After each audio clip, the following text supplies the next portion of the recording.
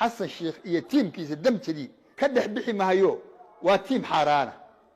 تيم حاراني يقعس أقول تيم حارانة ورما إنه وحوض الدعان مصير كدعان صومالي عيل كوريدان العكس الدعان إن درجوين كأي دعان تيم كصومالية وحن وباقي عيدا كصومالية إننا وحا كفير في صوماليا قبله يبشو قفك آمسا إلهي وحسكوها كايا الدربة نمان كاس مقدشة يري عاصمد وبين بيضتك وشيغي مقدشة عاصمد معهن حسن شيخ محمود هرجوغها كوحدة مافيada ah ee wadanka la wareegtay ee Damul Jadiid waxa uu islaha madaxweyne Farmaajo Caabay oo heshiisyo kala duwan la gal dawladihii ay Farmaajo isdagaaleen intii uu talada wadanka hayay balse haatan isagii ayaa ku dhex jira arrin dhiiqa ah oo shacabka Soomaaliyeed ay ku baraarugeen waxaan halkan idinkugu soo bandhigi doonaa daawadayaal saddex heshiis oo waaweyn oo dawladda Kenya uu la galay madaxweynaha hadda talada dalka haya Xasan Sheekh Maxamuud waxa kamid ah heshiisyadaasi kuwa qatar ah oo dalka Soomaaliyeed dhibaato weyn ku keeni kara Kenya oo haatan dabaaldegaysa isla markaana ku dhaga hadlaysa madaxweynihii talada wadanka baneeyay Xabiibul Malaayiinkii ay dadku jeclay Maxamed Cabdullaahi Farmaajo waxayna Kenya leedahay Farmaajo haddii aadna hor istaagtay waa ka haatan wadankii khayraadkiisii ayaan daldalanaynaa balse shacabka Soomaaliyeed oo Farmaajo taageersan ayaa haatan arrinkan si weyn uga digaya waxa ayna Xasan Sheekh Maxamuud u soo jeedinayaan inuu ka baxo qaybo kamid ah heshiisyadii uu la galay wadanka Kenya safarkii qarsoodida ahaa ee dalka Kenya uu ku tagay madaxweynaha haatan talada dalka haya Xasan Sheekh Maxamuud ayaan muuqaalkan sidoo kale idinkula soo wadaagi doonaa sidoo kale waxa la helay codad sir ah oo laga duubay Uhuru Kenyatta oo si gaar ah u baryaya Xasan Sheekh Maxamuud isagoona ka codsanaya in badda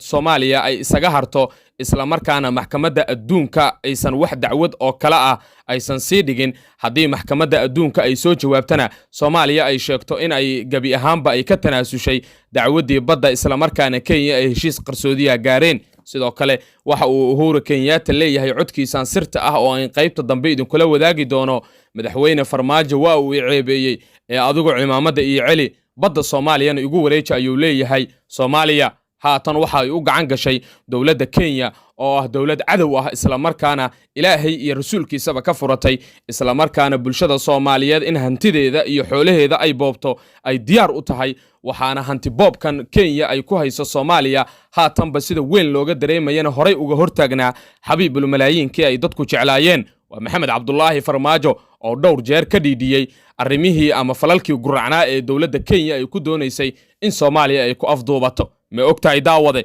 in Soomaaliya haatan ay saxiixday badii Soomaaliyeed isla markaana Kenya ay u gacan gashay waxaana Kenya la filayaa in bilooyinka soo aadan ay badii Soomaaliya ee la wareegtay ay markaasi u soo dirsato ciidamo gaar ah oo markaasi Kenyaati ah sidaasna ay Kenya kula wareegto Farmaajo wixii uu dalada talka u hayay isla markaana sida weyn loo tabi doono haatanba ayay muuqataa oo waa ka shacabkii Soomaaliyeed oo dhammaantood qaylinaya magaalada Muqdisho iyo magaalooyinka waaweyn ee Soomaaliya kooxdan maafiyada ah ee wadanka la wareegtay ayaa laga dareemayaa markaasi boobka ay ku hayaan waxaana haatanba la bilaabay ama Damul Jadiid ay bilowday in dhulal iyo guryo waaweyn ay ka dhistaan magaalada Muqdisho ee caasimadda Soomaaliya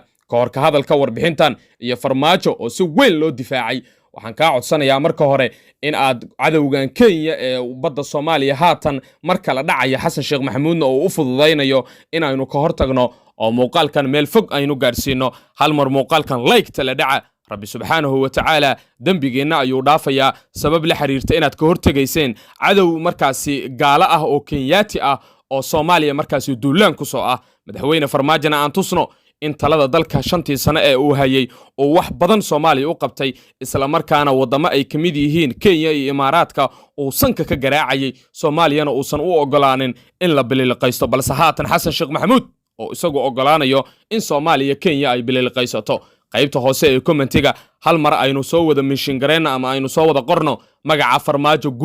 Farmaajo guul aynu hal mar soo wada qorno bulshada Soomaaliyeedna aynu tusno in Farmaajo oo wadankan wax weyn oo u qabtay qaybta subscribe-ka waxaan hal mar idinka codsanaynaa in YouTube-kan Xaqiiq TV aad subscribe saarataan Rabbi subhanahu wa ta'ala dambigeena ha dhaafi iyo dambiyada waalidiintiina qaybta gambaleelkan aad YouTube-kan u furataan warbixinada iyo wararkii ugu dambeeyay aynu daqiiqad waliba ama saacad waliba halkan idin kula wadaagi doonaa daawadayaal ku mahadsanideen daawadayaal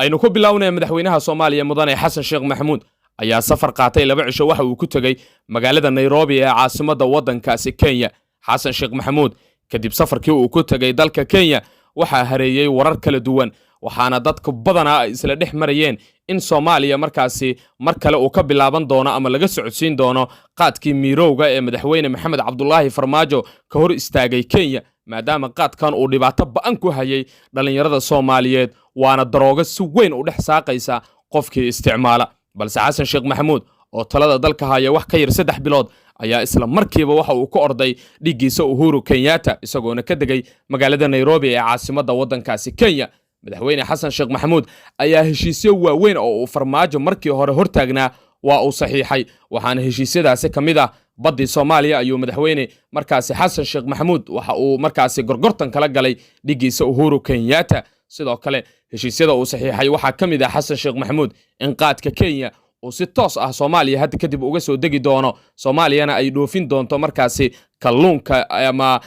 kalluunka dalka Soomaaliya sida weyn looga isticmaalo balse madaxweyne Maxamed Cabdullaahi Farmaajo shacabkii taageersanaa ayaa gabi ahaanba kacay waxa ayna Farmaajo u sheegeen in waddankan mar kale looga baahan yahay waddankaana loo baahan yahay in si afgambi ah lagula wareego maadaama haatan kooxda maafiyada ah ee waddanka la wareegtay ay marka bilowday isla markiiba ay bilowday in waddanka ay boobaan isla markaana hantidii dalka iyo dadka Soomaaliyeedba ay dhacaan sida aan warbixinadii hore idin kula wadaagnay kooxdan maafiyada ah ee Damul Jadiid iyo Daljir ee waddanka taladiisa la wareegtay haddii aan bulshada Soomaaliyeed looga digin isla markaana aan laga qaban waxa ay haatan xaaladdu ka xumaan doontaa sida ay tahay maadaama madaxweyne Farmaajo uu hortaagnaa mashaariicyo waaweyn oo ay Kenya markaasi dan u ah oo ay rabtay inay waddanka ka fulisato balse Uhuru Kenyatta ayaa qalkiisa weyn markaasi kala qaaday kadib markii uu madaxweyne Xasan Sheekh Maxamuud ku wargeliyay in uu waddanka Kenya gaar ahaan magaalada Nairobi uu u imaan doono si uu markaasi heshiisyo waaweyn oo uu Farmaajo markaasi markii hore cancel gareeyay oo uga saxiixo Kenya. haatan iyadoo waa ay faraxsan tahay oo waxa ay ku faraxsan tahay badii Soomaaliya iyo waliba qaadkii oo loo fasaxay waxaana arrinkaasi u fududeeyay madaxweynaha hadda talada haya ee Maxamed Cabdullaahi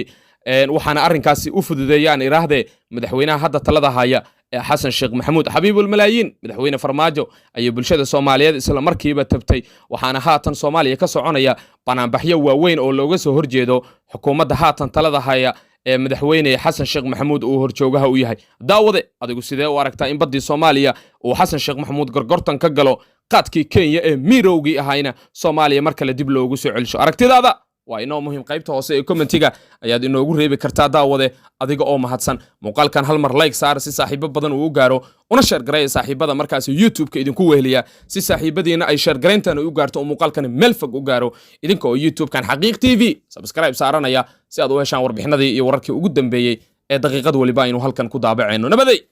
Xasan Sheekh iyo tiimkiisa damjadii wallahi billahi tallahi bayna Soomaali aqoon oo Ilaahay aqoon oo aakhira ka baqayn oo adduun ka baqayn tuug roob la baahani madaxweyniisi waa dhacay Maxamed Cabdullaahi Farmaajo ahaa dawladii nabad iyo nolol bay ahayd asagii baa wali shaqeynaya hadda markuu doolar arka madaxa xoqanaya ninka iimaan la'aan intuu ka qabo waxa weeye lacagtaas wax allaaliyo waxay hadduu dad xil waxna ma magacaabi karo waxna xil ma siin karo ka dhex bixi maayo waa tiim xaaraani iyaga is ogol tiim xaaraana oo raba inay wax wada dhacaan masiirka dhacaan Soomaaliya ceel ku ridaan lacagta dhacaan darajooyinka ay dhacaan tiimka Soomaaliya waxaan ugu baaqayaa ciidanka Soomaaliya inana waxa ku fiirsan Soomaaliya gabdhaha u iibsho qofkii aaminsan Ilaahay wax isku kaaya daraba nimankaas Muqdisho yiri caasimad weeye been bay dadka u sheegeen Muqdisho caasimad ma ahan Xasan Sheekhna waa tuug ninka la yiraahdo muxuu ahayte in Cabdishakuurna waa tuug waxayna ku heshiiyeen lacagta caalamiga ka timaada inuu dhaco ninna midda gudaha inuu dhaco walow saa isaga difaaci lahayd oo ciidan iyo hub u samaysan lahayd u samaysa dawlad halka ayna ka jidha oo dadka ka dhaxaysa ma jidho hadalkayga intaasaan ku soo koobayaa assalaamu calaykum waraxmatullaahi wabarakaatu Xasan Sheekh iyo tiimkiisa damjadii wallahi billahi tallahi bayna Soomaali aqoon oo Ilaahay aqoon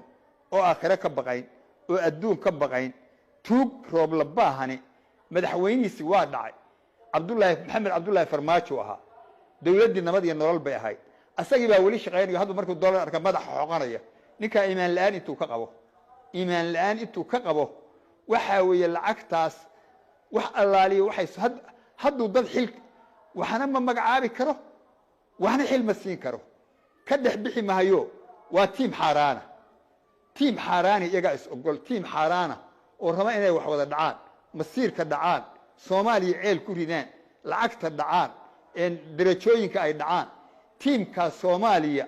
waxaan ugu baaqayaa ciidanka soomaaliya inayna waxaa ku fiirsan soomaaliya gabdhaha u iibsho qofkii aaminsan ilaahay wax iskugama kaayo daraba nimankaas muqdisho yidhi caasumad weeye been bay dadka u sheegeen muqdisho caasumad ma ahan xasan shiikhna waa tuug ninka la yidhaahdo muxuu ahayte in cabdishakuurna waa tuug